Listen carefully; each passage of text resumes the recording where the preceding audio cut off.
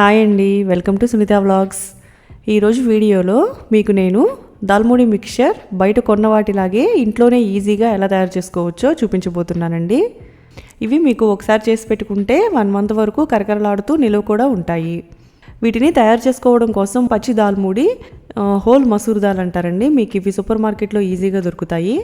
ఇవి 300 గ్రాముల వరకు తీసుకొని శుభ్రంగా కడిగి 4 గంటల సేపు నానబెట్టి తర్వాత ఒక పొడి క్లాత్ మీద 10 నిమిషాలు తడేమి లేకుండా ఆరబెట్టి తీసుకోవాలి. ఇప్పుడు స్టవ్ మీద కళాయి పెట్టుకొని నూనె వేసుకొని నూనె బాగా వేడైన తర్వాత కొంచెం కొంచెంగా ఈ పప్పు వేసుకొని వేయించుకోవాలి.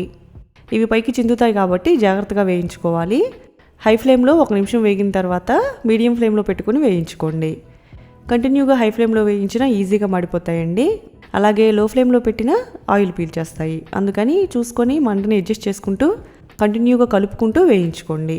అన్నీ చక్కగా వేగుతాయి. ఎక్కువగా తక్కువగా కాకుండా అన్నీ సమానంగా వేగుతాయి. 7 నుండి 8 నిమిషాలకి ఇవి వేగిన తర్వాత పైన పొట్టు ఇలాగా ఈజీగా ఊడి వచ్చేస్తుంది.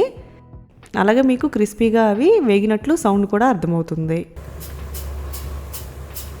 ఇలా వేగిన తర్వాత తీసేసుకొని పక్కన పెట్టుకోండి. ఇలా మిగిలినవన్నీ కూడా కొంచెం కొంచెంగా వేసుకొని వేయించుకోండి.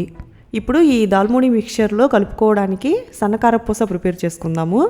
దానికోసం మిక్సింగ్ బౌల్లో 3 కప్పుల జల్లించిన శనగపిండి, 1 కప్పు బియ్యం పిండి తీసుకోండి.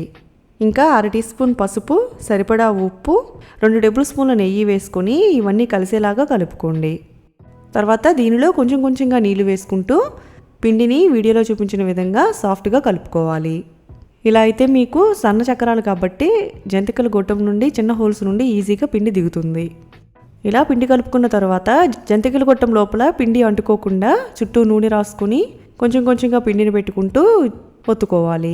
సన్న చక్రాలు కాబట్టి హై ఫ్లేమ్లో పెడితే త్వరగా డార్క్ కలర్ వచ్చేస్తాయండి. లో ఫ్లేమ్లో పెట్టి వేయించుకోవాలి. ఒకవైపు ఇలా కాలి నూనెలో బుడగలు రావడం తగ్గిన తర్వాత రెండో వైపుకి తిప్పుకొని వేయించుకోండి. 2 వైపులా ఇలా గోల్డెన్ కలర్లోకి వచ్చిన తర్వాత తీసేసుకోండి. ఇలాగే మిగిలిన పిండి అంతా కూడా ప్రిపేర్ చేసుకుని సన్నకారపూసంతా రెడీ చేసుకోవాలి. ఇలా చేసుకున్న కారపూసంతా మన మిక్చర్ కోసం చిన్న చిన్న ముక్కలుగా చేసుకోండి. అలాగే వేయించి పెట్టుకున్న దాల్ ముడి వేసేసుకోండి. మనం చక్రాలకి పిండిలో ఉప్పు కలుపుకున్నాం కాబట్టి చూసుకొని ఇప్పుడు ఈ దాల్ ముడికి సరిపడా ఉప్పు వేసుకోండి. అలాగే 1 టీ స్పూన్ కారం, 1 టీ స్పూన్ వేయించిన జీలకర్ర పొడి, ఇంకా ఫ్లేవర్ కోసం వేయించిన కరివేపాకు కూడా వేసుకోండి. తర్వాత ఈ ఉప్పు కారం అన్నీ ఈ కారపూస దాల్ ముడికి పట్టేలాగా అంతా కలుపుకోండి. పిల్లలకైనా పెద్దవాళ్ళకైనా ఇది ఈవినింగ్ టైంలో తినడానికి పర్ఫెక్ట్ స్నాక్ రెసిపీ. మీకు ఈ వీడియో నచ్చింది అనుకుంటున్నాను. నచ్చితే లైక్ చేయండి. ఇంకా మీరు ట్రై చేసి ఎలా వచ్చిందో కామెంట్ కూడా చేయండి. Thanks for watching.